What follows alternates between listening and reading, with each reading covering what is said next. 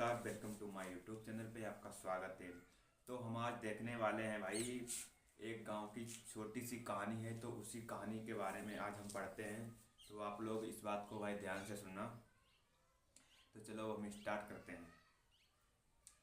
Number 1, प्रेम पुरजन का था देसी लव स्टोरी इन हिंदी।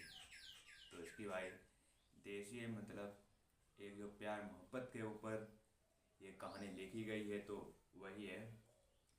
तो इसमें शुरुआत से क्या दिया गया है। एक गांव में एक बंजारा लड़का रहता था जिसका नाम रोहन था। रोहन गाने बजाने का काम किया करता था। वह अक्सर गांव के बागों में बांसुरी बजाता था और मेलों में अपने गीतों से सबका दिल जीत लेता था। उसी गांव में एक रईस जमींदार भी रहता था जिसका नाम ठाकुर रणवीर सिंह था। उसकी बेटी एक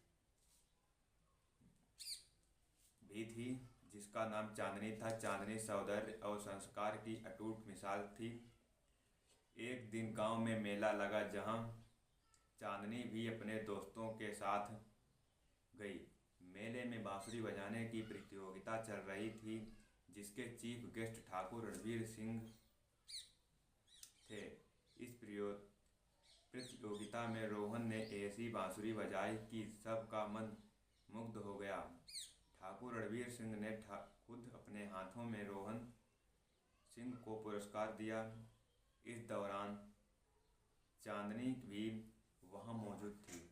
उसने रोहन की बांसुरी की धुन सुनी और उसे अपना दिल दे बैठी।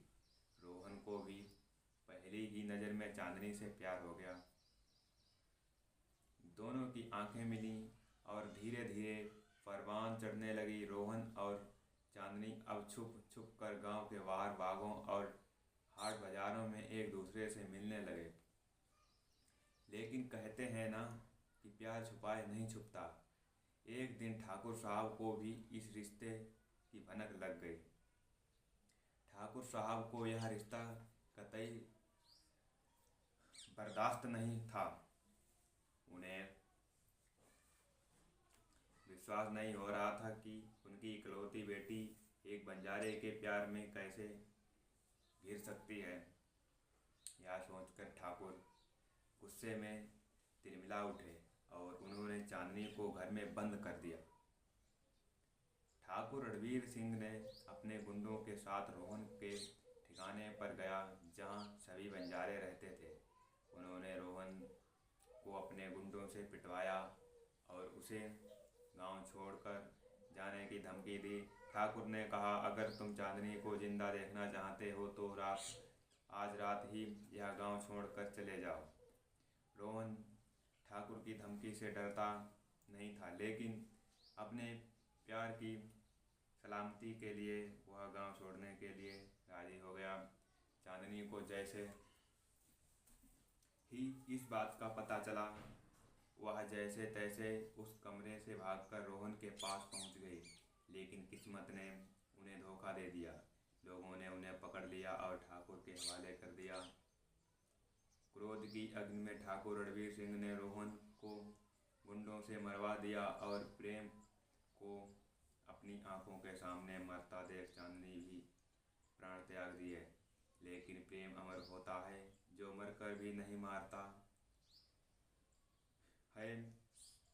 कुछ साल बाद उसी गांव में एक जमींदार का बेटा जन्म जिसका नाम वीर था। वही एक बंजारा परिवार में एक लड़की जन्मी जिसका नाम रूपा रखा गया।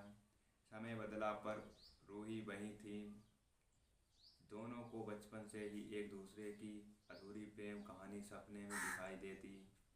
दिखते ही देखते दोनों जवान हो गए। वीर ने मेले में बांसुरी की धुन पर नाचती उस लड़की को देखा और उसका दिल धड़क गया। और जब रूपा ने वीर की आंखों में देखा, उसे लगा मानो जैसे कोई अधूरी कहानी फिर से पूरी होने को है। धीरे धीरे दोनों की मुलाकात बढ़ी और उन्हें ऐसा एहसास हुआ कि हम उन दोनों का रिश्ता आज का नहीं बल्कि सदियों पुराना है।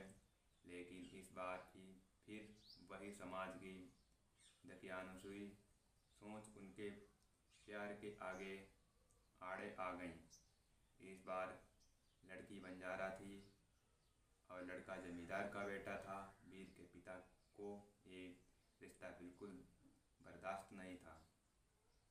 वो अपने बेटे की शादी एक अमीर और जमींदार परिवार में करवाना चाहते थे, लेकिन वीर ने रूपा से शादी करने की जिद की। इस बार समाज के आगे उन्होंने हार मान ली। उन्होंने अपने प्यार के लिए लड़ाई लड़ी। वीर ने अपने पिता को समझाया कि जात पात धन दौलत कुछ नहीं होता, अगर दिल सच्चे हों तो कच्चे घरों में भी सुकून से रहा जा सकता है। रूपा ने भी अपने कबीले को अपने साथ बड़ा खड़ा किया। शुरुआत में रूपा के पिता उससे नाराज हुए, लेकिन फिर अपनी बेटी की खुशी के आगे उन्होंने घुटने टेक दिए। आखिरकार उनका प्यार जीत गया। गांव ने पहली बार देखा एक बंजारा बेटी जमींदार के आंगन की बहू बनकर आई। जब दोनों ने साथ फेरे लिए तो पूरा गांव झूम उठा। रूपा और वीर की पिछले जन्म की अधूरी कहानी इस जन्म में पूरी हो चुकी थी। दोनों खुशी खुशी एक दूसरे के साथ रहने लगे।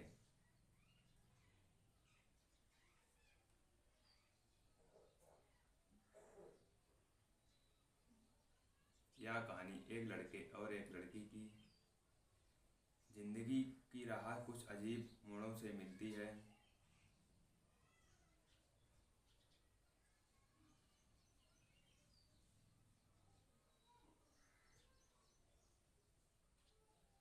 बलवगढ़ गांव के सरपंच रामलाल आज बहुत ही